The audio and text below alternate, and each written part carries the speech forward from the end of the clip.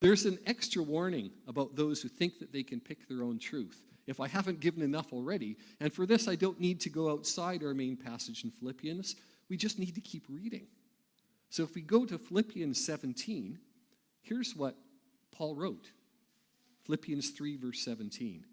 Join with others in following my example, brothers, and take note of those who live according to the pattern we gave you. For as I have often told you before, and now say again even with tears, many live as enemies of the cross of Christ. Their destiny is destruction. Their God is their stomach, and their glory is in their shame. Their mind is on earthly things. It fits right into the parable of Jesus, that those who hear his teaching and don't obey are like the foolish person who builds their house in the sand. When the rains and floods come, the wind beats against that house, it will collapse with a mighty crash. Paul says that he's provided an example, and two people that we can follow. And he says there's others around me who are pursuing the same thing. So there are people that we can follow. It's worthwhile to have people that we can respect, that we can learn from. I think, isn't it? So that we can learn and grow with. Not that everyone's perfect. No, we need to remember that even your favorite Christian leader isn't perfect. So this is why it's so important not to have that sort of the cult of the leader.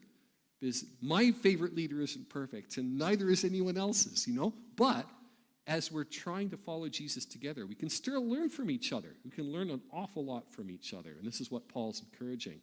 But what was the warning here? The warning here is if we're not obeying Jesus' teaching, if we don't pursue the good works prepared for us, if we don't press on toward that goal, if we decide that we can construct our own truth, or if we pursue our own selfish desires, or if we insist on having control of our own lives, then we're on a path to destruction. That's what Paul writes here. He says their destiny is destruction.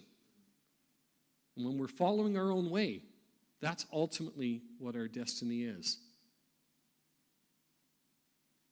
It's a scary thing. It's a warning. It's very dangerous.